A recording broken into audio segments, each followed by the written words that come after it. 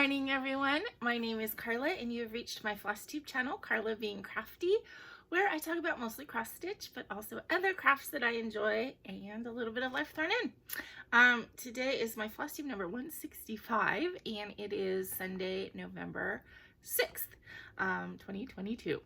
So welcome. If this is your first time finding my channel, then I want to say welcome and glad you could be here. I hope you like what you see. You want to hit like and subscribe.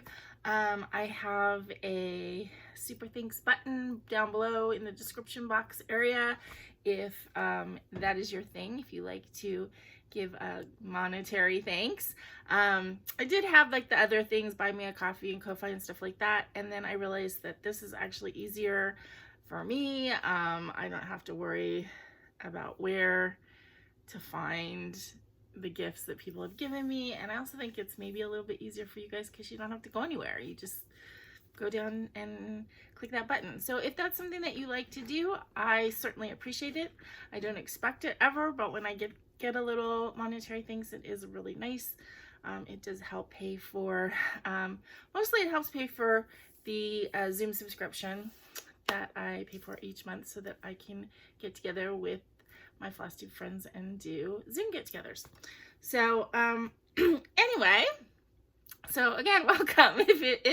If you're finding my channel for the first time, I'm so glad that you found me. I hope that you stick around, and if you are a returning subscriber, thank you so much for coming back. I hope you guys are having happy fall weather if you're in the northern hemisphere, happy spring weather if you're in the southern hemisphere, and I gotta say, I'm finally feeling like it's fall, finally, here in Southern California.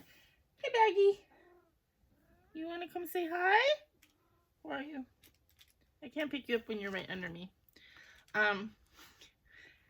You can hear him meowing. He hasn't done that in a while, right? He hasn't come down during my video and started making his presence known. Oh, here he is. Come here. Oh, come here, big boy. Oh, there he is. There's the monster. The black monster cat. Oh. So, oh, you took my thought away. What was I talking about? Oh, fall. Yes, I finally feel like it's fall here. Haven't felt that way yet until finally the weather has kind of cooled off, and now we're looking at high 60s. It's low 70s yesterday, low 70s today, but high 60s for the rest of the week. We might actually have some rain the first part of the week next week. So yeah, I'm finally feeling the fall vibes. I wore a sweater to work last week, which was great. And I'm thinking I could, pull out my tights and boots, and then that'll be fun. So I'm actually glad. I'm really glad that when the weather cools down a little bit, and I'm enjoying that weather. I hope everybody had a fun Halloween. Mine was pretty darn low-key, meaning I didn't do anything, but watch movies. I never get any kids or anything because I live in an apartment complex, and it just, when I was a kid, you'd turn the porch light off or turn the porch light on, depending on whether or not you were passing out candy. That's impossible to do in this apartment building setup because the lights are always on outside. So there's kids in this complex because I hear them all the time. You guys hear them running up and down sometimes during my videos. But it's just not a place where people trick or treat. So that was fine. So a couple people were asking me if I was going to wear a costume to work. Why are you smacking me with your tail, sir? Why? No reason. I wore a hint of a costume. I wore like a leopard print top, which is not really my style. I got it as a costume piece last year or the year before when I was gonna go hang out with the kids. All right, you can get down now. I mean, it's regular clothes. It's cute, but I don't usually wear it because I'm just not really an animal print kind of person. But I wore that to work with just regular pants, and I wore my cat ear headband. So I figured that when would I feel comfortable wearing a cat ear headband at work, and it would be on Halloween. So that's what I did. Okay.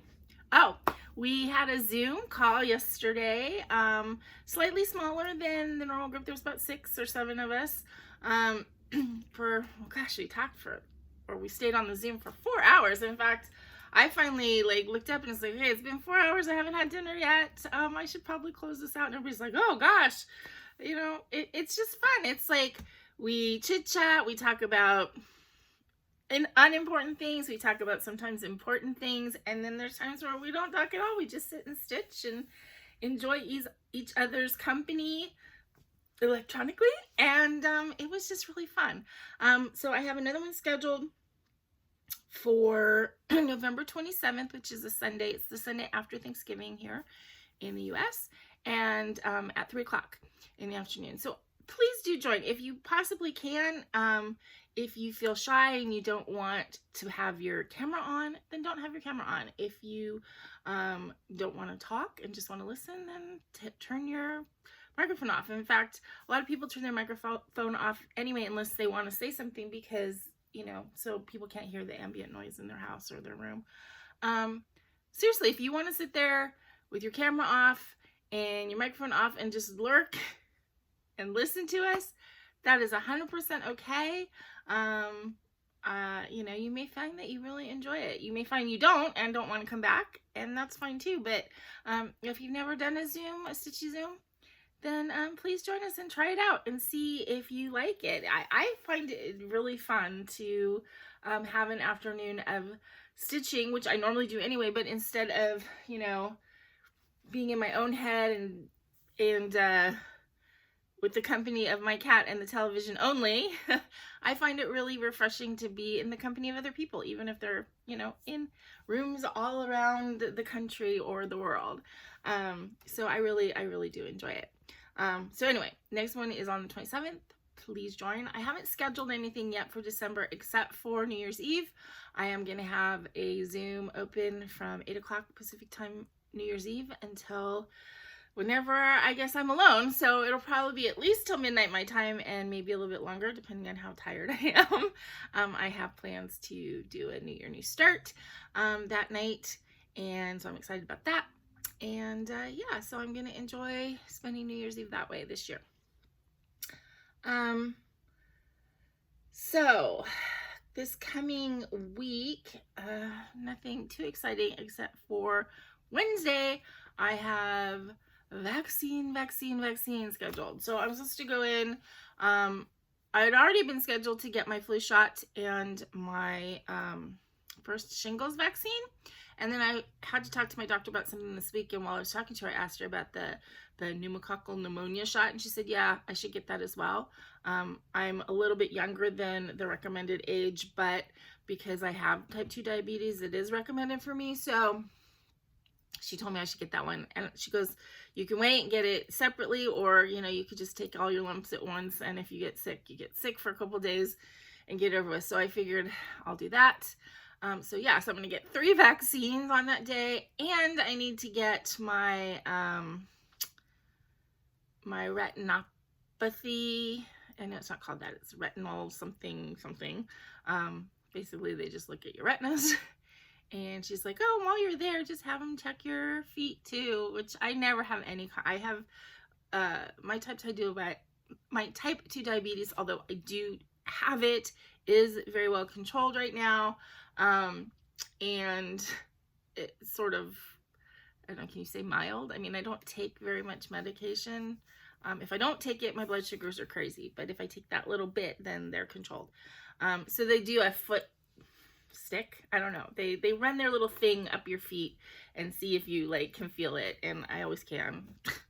It's kind of an annoying little test. But yeah, so I need to have that done too. And lab work, right? So then I also have to have blood drawn. But I'm getting it all done next week. So hopefully by the end of next week, I will be all, vaccinated up for everything and ready to hit winter, with immunity and shields against everything that's out there to get me.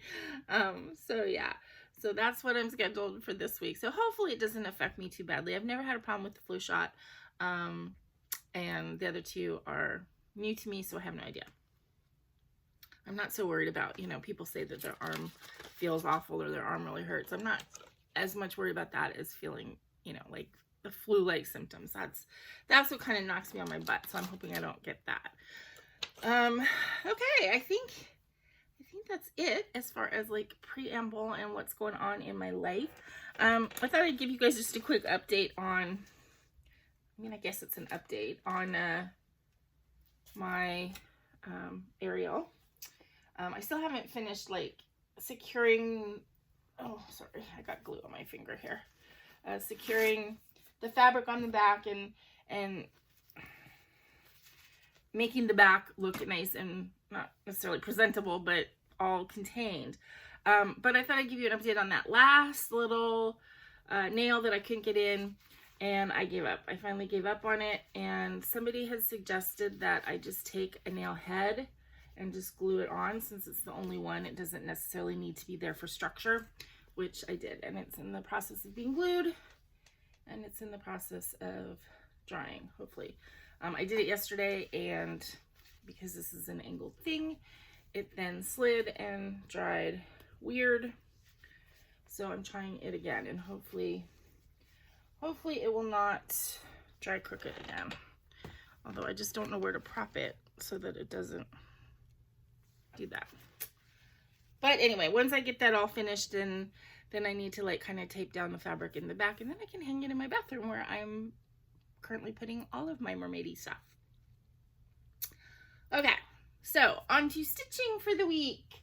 I have a finish, which I did FFO, and I have another FFO to show you, which I'm going to call this an FFO for now because I don't like it and I need to redo it.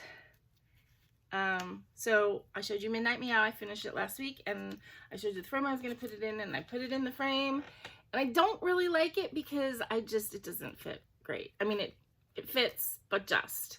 I think this would look better in a round frame. And I have a bunch of the round, the rubbery, you know, fake wood looking ones, which I actually really like the way those look as a finishing tool. But I have a bunch, but they're in the bottom box of a stack of storage boxes right here. And I pulled everything out, was it Friday night or, yeah, I guess it was Friday night to get the frame for the other FFO. And and then I put these in the frames yesterday. I don't want to pull it all out again. So I will probably display this for a little while like this.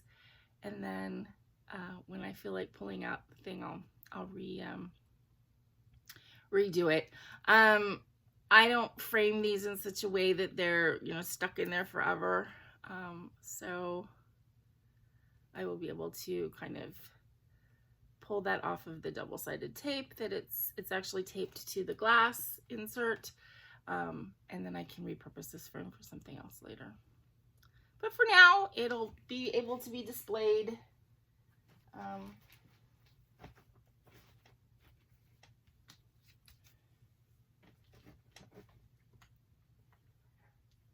you can't see it anyway. Okay, the second finish and FFO, which again, I am not really good at framing things, you guys, but I just don't care. Anyway, I finished Italian Street Cats, which is my little Chatelaine. And I guess it looks okay. I mean, if you're gonna like measure, it's not perfectly straight, etc., etc. But I still really like the stitching piece. And when I put it up on a shelf to display it, I'm not gonna care that it's not quite as straight as it could be. Yeah. So I think this is really adorable. This is, again, this is a Chatelaine. This is a pattern that used to be free or was free at one time, and now I think it's $5.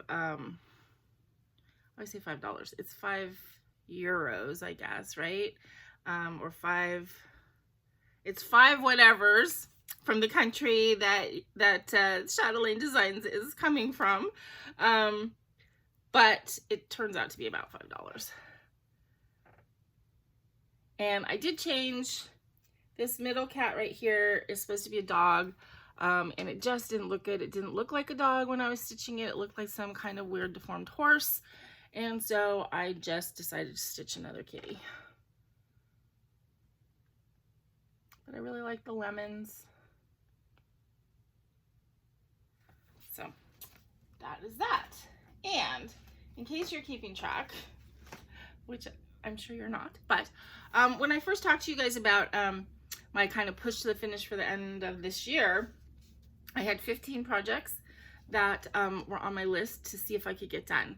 I've since switched out one, added one, so that would make it 16.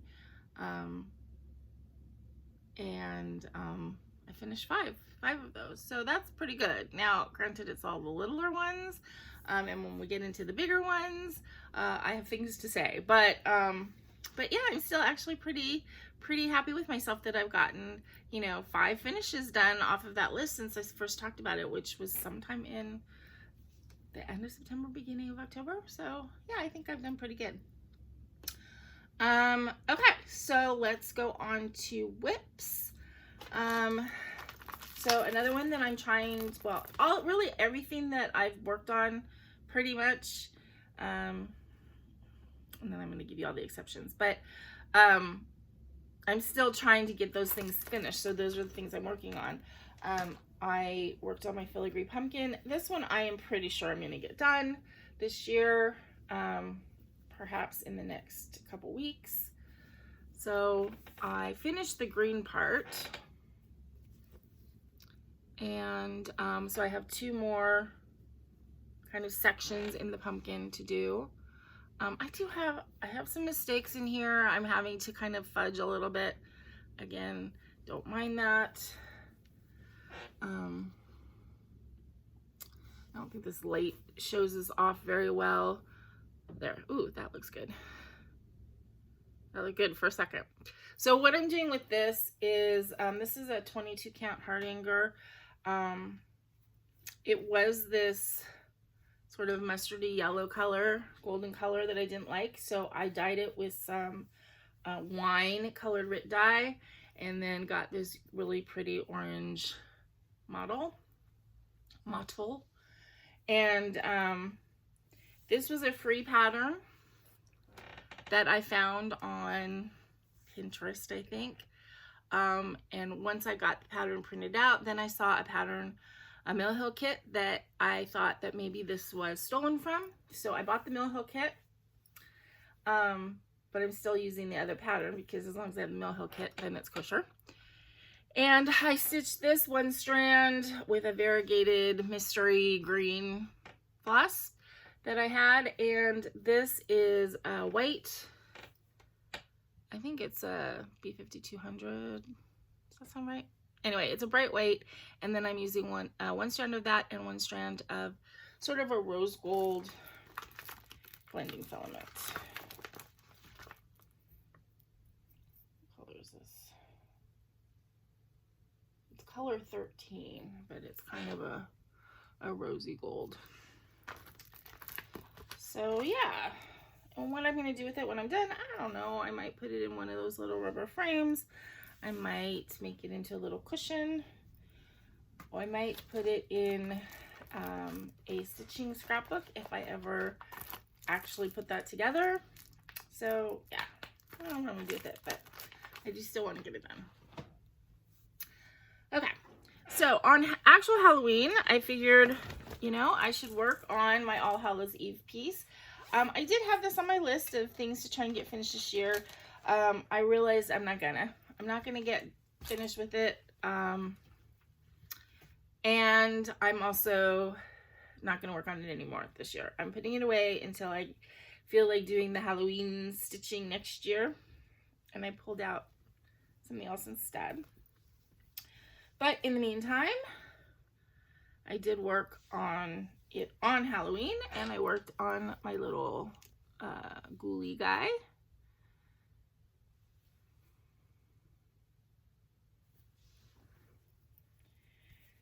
I would say I am about 3/5 done. So I think I'm a little over half, but not quite, you know, like 2/3. So I have the ghoul to finish. Oops. There's the ghoul to finish, and then there is a skeleton, a raven in a tree, a vampire, and the 5 stars in the middle, which I originally was going to stitch, but they were charted as buttons, but then they also gave you the stitch chart. So I was going to stitch them, and now I'm back to thinking like maybe it might be cool to find buttons. So I don't know. But this is going to go and go back to sleep for a couple months until I'm ready to pull that out again. So that definitely isn't going to get finished this year. But what I pulled out instead and also worked on this week is Peace and Light by Satsuma Street, which is my Hanukkah piece. It is, now I've gone on this rant. In fact, I was talking about this yesterday on the Zoom about the lack of attractive Judaica projects out there for cross stitchers. There are some, I realize, and please don't send me a bunch of messages going, well, have you seen these by Arlene Cohen? Have you seen these by Aya Rosen? Yes, I've seen them all. And they're great, but they're all very similar, very using the same symbols over and over, and it's fine. It is what it is, but there is a very big lack, and not very many of the ones that I see, of the few that there are, fill me with any kind of excitement or desire to stitch them. The big exception was this one that came out last year, Peace and Light by Satsuma Street, just because it is very different. Now, the first time I stitched it, and then I showed the pattern to my brother, and he said what I was thinking, but it is the Partridge Family menorah, and if you know, you know. If you're my age-ish, you know what I mean by the Partridge Family menorah, but I love this one. I think it's so pretty, and Satsuma Street are fun to stitch for however she does her patterns, the way she does the blocking of the colors and stuff. They're fun.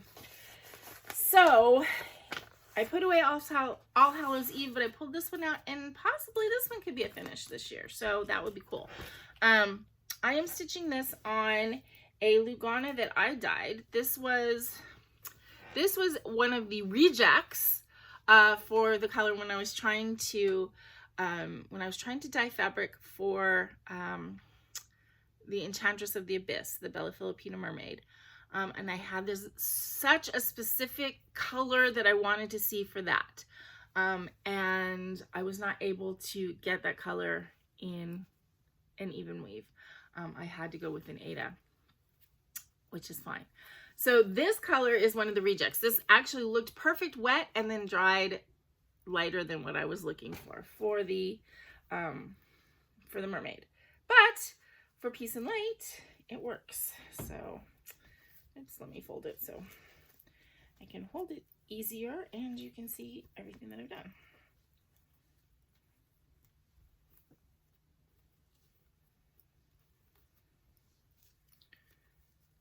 So there we go.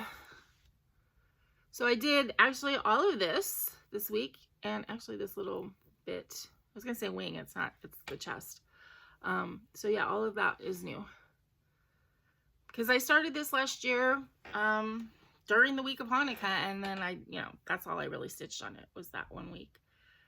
So, but if I pull this out maybe once a week for the next month and a half-ish, I might be able to get it finished. So yeah. And I'm stitching it not with any of the called for colors, I don't think. I think I just pulled what I had that worked. So that is Peace and Light by Satsuma Street. It'd be cool to get it done so that I could have it, you know, kind of there in the background when I do my floss maker videos, which we'll talk about a little bit because I'm getting excited about doing those videos. Okay. Peace and Light, All Hallows Eve. Okay. I did work on my Autumn Equinox Pixie this week. This is a Bella Filipina design. This is also on my list to get finished, and I think that I was completely being ridiculous to even put this on the list because there's no way I'm going to get this done before the end of the year. I don't think so. I don't think so. It is a smaller Bella Filipina, but it is still a pretty big chart, and I just don't think that it's going to get done. Okay, so that is where I am. So as you can see, although I've got a nice bit done on her, I mean, all of her wings still need to be done, and her skirt and her legs and the branch and everything. I just don't think that it's possible to get this finished by the end of the year unless I were to work on it exclusively, which that's not my way. But this week I worked in the wing area.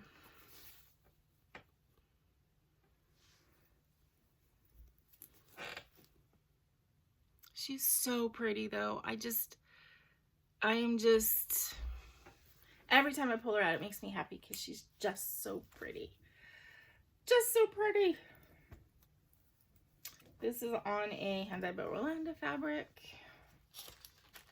I did make a change to her skin color. That was not originally planned. However, I realized quickly after starting to stitch it that the color fabric that I chose, it's lighter than what, you know, the model, well, this isn't even model stitch, the model mock-up. It's lighter, and when I had stitched her arm, I realized it just blended in. So I switched gears.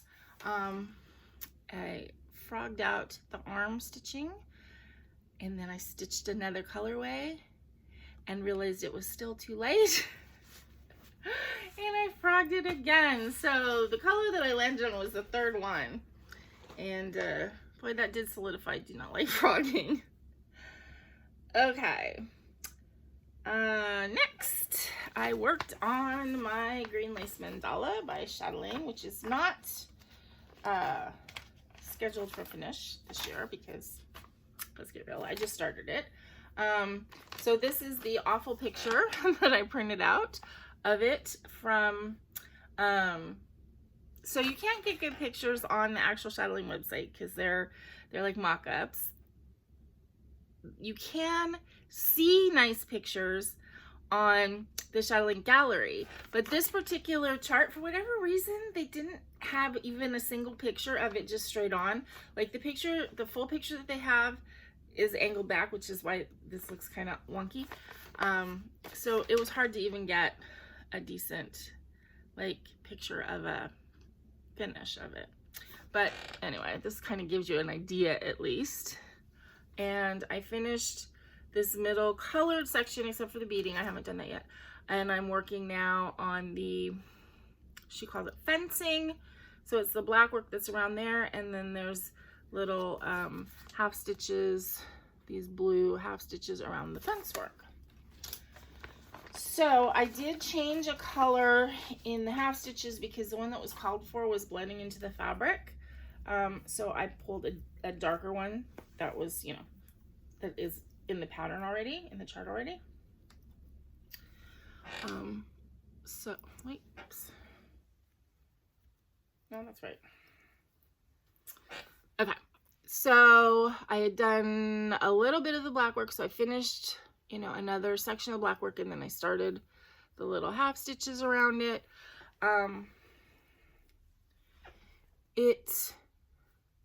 The black work was fun to do, but more challenging, I guess, than I thought it was going to be.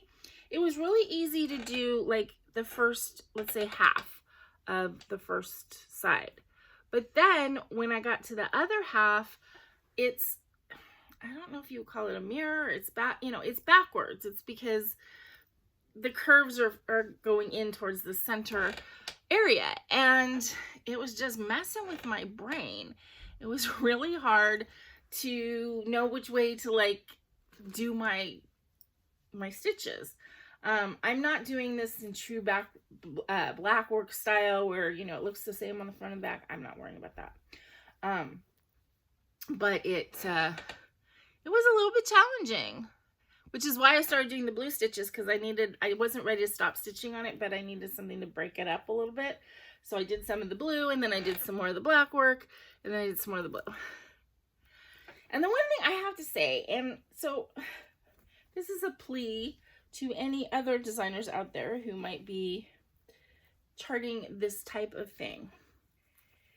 If you're making a color chart anyway, and you have back stitch or black work or whatever like that, if you're charting it, don't chart it with black. Even if it's intended to be black, don't chart it with black lines on the black grid, because, you know, whether it's a printed pattern or you're looking at it on a tablet, it is so hard to try and distinguish which lines are the backstitch lines or black work lines and which lines are the grid lines that are coming out for the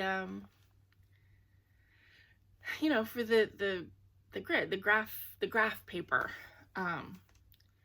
Especially, you know, yes, the black stitch lines are heavier, but so are the every 10 lines on the grid. And yeah, that was just enough to just give you a headache. So, you know, word to any designer out there, please keep that in mind. You know, if you did it with like a dark blue or a dark red or something like that instead, then it would be way easier to see that black work. But trying to distinguish like, oh, that is a backstitch line and not, you know, a grid line, that was not the funnest thing. Okay, so then yesterday while I was on the Zoom call, I tend to work on counted canvas type pieces or something that's on a mono canvas while I'm on those calls, simply because I wear different strength glasses. I wear, you know, these 2 times or whatever they are for reading and seeing stuff in my immediate vicinity, and I wear stronger glasses for stitching. But the problem is that if I wear the stronger glasses for stitching and I'm on a Zoom call, then the screen is blurry. And so if I want to like look at the screen and talk to people, I can't do that when they're blurry. So I either need to take the glasses off or put the other, you know, and then if I take the glasses completely off and the screen's like here, then it's still kind of blurry. So anyway, it's just easier if I can just wear one pair of glasses during the whole call, which I can if I'm stitching on a mono canvas. So I pulled this out, and as you guys know, I finished Tulips and Fans like a month ago, which was my current counted canvas project. This is kind of a counted canvas project too, but in my mind it's like a different category or a different type. But I don't want to start another like From Nancy's Needles counted canvas project until the new year, because I'm trying to get my whip list down. So I pulled out my dog and cat's tapestry.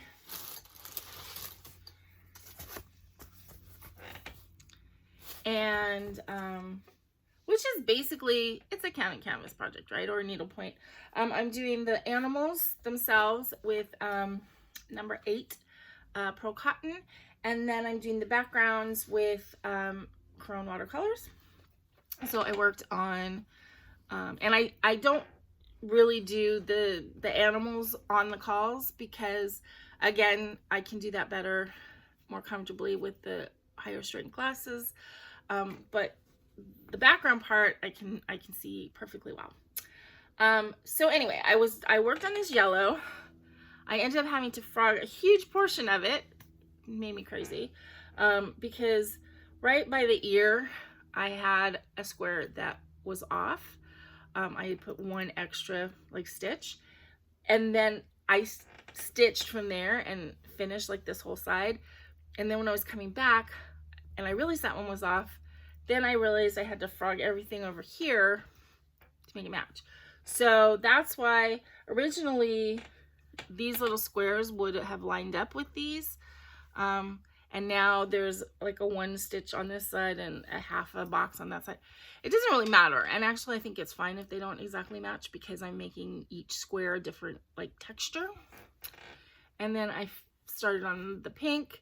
So this dog, I stitched the nose. I don't know if you can tell. I stitched the nose and the eyes, but I didn't stitch the actual dog, but I went ahead and started the background anyway. And I ended up having to put in a very small order at 123 Stitch, because the color of, this is a GaRon Watercolors bubblegum, and I had like a partial skein of it, and I thought, oh yeah, that'll be enough. And I ran out with that much left. So obviously I can't use a different color. So my choices are to order another skein or to frog the whole thing. So I went ahead and I put in a $20 order at 123 Stitch so that I could get a skein of bubblegum. So yeah, so I worked on the yellow and the pink.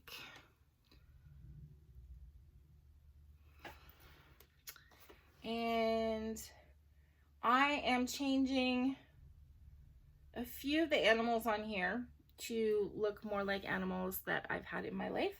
This dog kind of reminds me of my brother's dog, Boo. This dog up here, I'm sorry, not Boo. This looks like Nala. This looks like Boo, who just recently passed away. She was 15, I think. So changes don't have to be made on this. This, I think I changed the colors to make it look more like Boo. This looks like Baggy.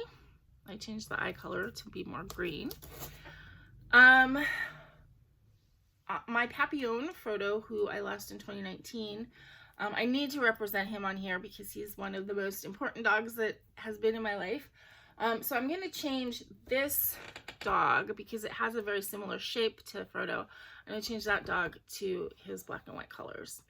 And then this dog, I'm going to try to turn into a cat. So I'm going to use this cat and this cat kind of as reference patterns to turn this into a cat, because my black and white cat Herbie, that's what I'm going to try and turn that into. And then this cat actually looks like my cat Liberty, who passed away in 2016, I think.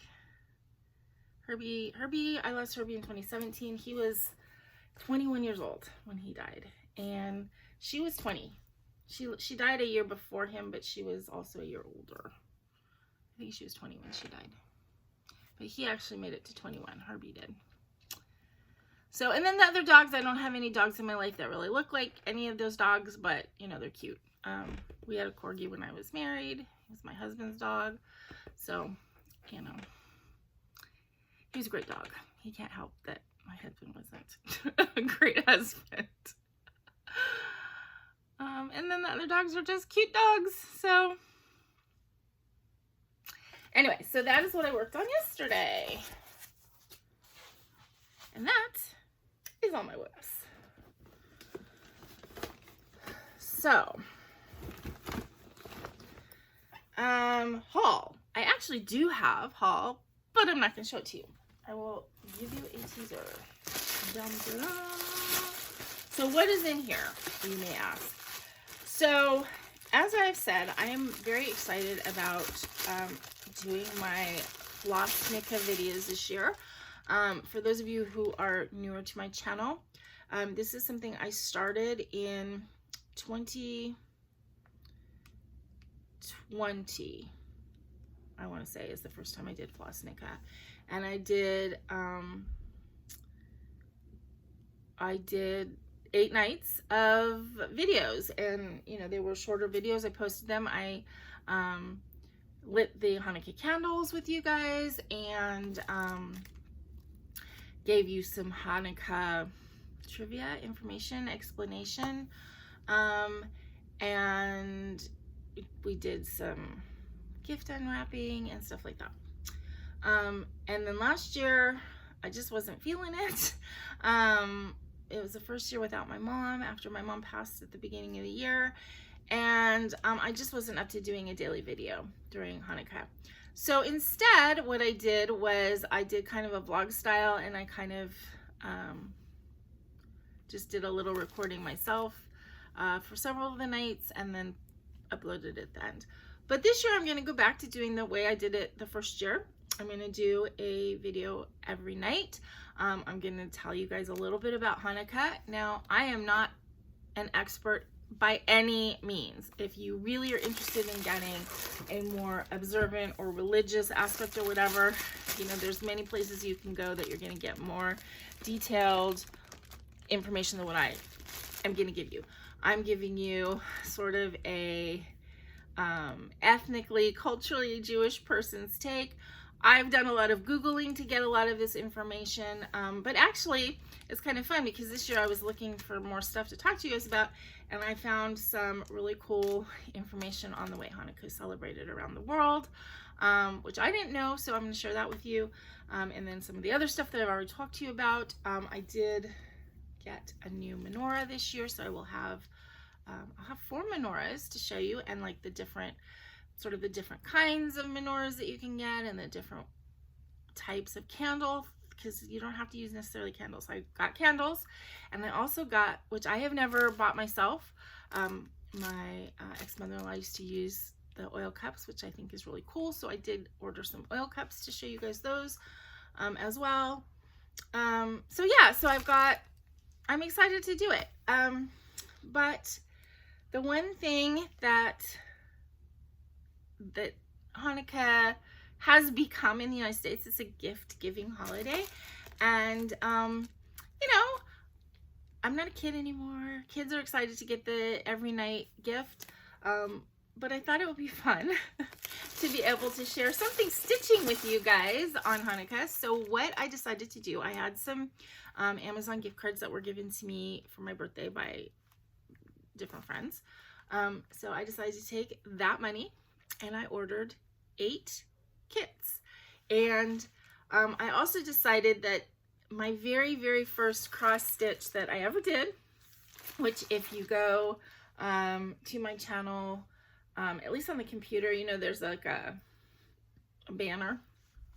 That banner is that chart that I stitched, my very first chart. I ended up giving it to my mom for Mother's Day that year, and then after she passed, I got it back, and I have it hanging in my bathroom, and I've showed it to you guys this year sometime, I think.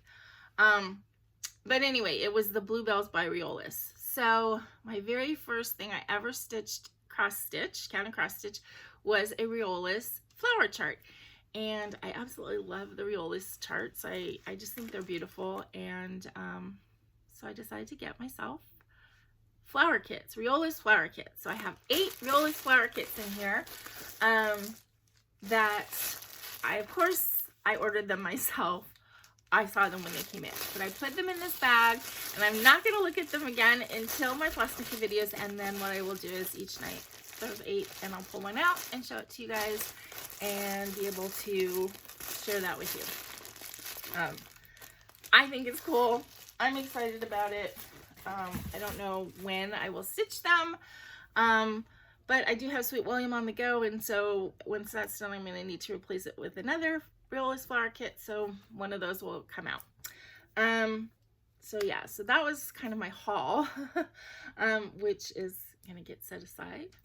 As I said, I am getting kind of excited to do my FlossTube videos. I hope you guys will join me for those. I think that they're fun for me, and I like being able to share just a little bit of that cultural aspect of me. So yes, I am looking forward to it. I need to do a lot of organization around my apartment to try and set up my little Hanukkah display in some place that I can film these videos. So I need to work on that, but at least I have several weeks, or actually 2 months to do it. Hanukkah this year is very late. I really like it when it's like that. For me, it's more fun to be having my celebration at the same time that the rest of the people are getting ready for their celebration, even though they're different celebrations. When Hanukkah's really early, I feel like it's over and done with and ho-hum, and then everybody else is excited about something that I am not participating in. So I really like it when Hanukkah's late. There is a reason for that. I will explain it during my videos, why it moves up and down the calendar. Hint is that Jews don't use a Gregorian calendar. They use a different calendar. So Hanukkah actually is on the same day every year, but it's on a different calendar the same day. So I will explain that in one of the FlossTube videos. So yeah, I'm getting excited about doing that. Immediate plans this week. Gonna work on the same stuff. I'm trying to think what I might work on today. Maybe I'll work on Peace and Light. I was thinking about maybe working on Catnap Faye, my full coverage, but I don't know that I feel like that today. Maybe Peace and Light. Yeah, I'm kind of into a Hanukkah, thinking about Hanukkah mode. So maybe that, or maybe Frog Dancer, because I didn't work on that last week. So that's probably what I'm gonna work on today. I do have plans to make an Instapot roast. I got the ingredients, so I just need to take the 10 minutes to put it all together. It's a Mississippi roast, the kind that's like super easy. You just put, you kind of sear the meat, and then you put some butter on it and sprinkle on ranch dressing mix, and then au jus mix, and pepperoncinis, and then you put it in the Instant Pot, because I mean I do it in an Instant Pot, and you cook it. And then I add potatoes and carrots, like fingerling potatoes and carrots, and it is pretty darn delicious. I found that in my Instant Pot I need to cook it for longer than they say. It's cooked when I do it for how long they say, but it isn't like melt in your mouth soft, so I cook it for longer. And then it's, you know, that fall apart meat that is just really delicious. So I think I'm going to do that today, and then that will give me food for tonight and maybe tomorrow and maybe the next day. But yeah, so those are my immediate plans for today: stitching and making a roast. And that's about it. Yeah, nothing exciting happening next week except for all of my vaccines.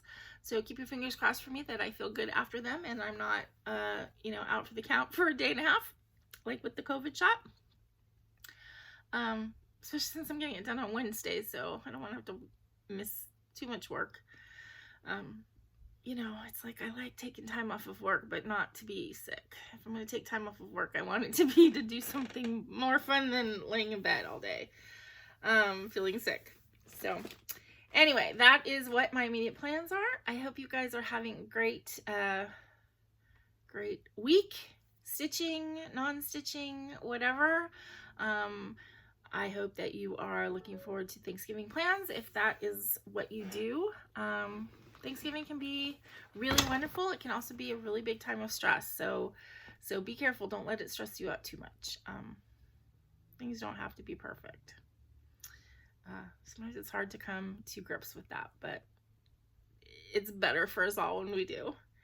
And then until I see you again, please remember to be content, be kind, and be crafty. This is Carla. Bye-bye.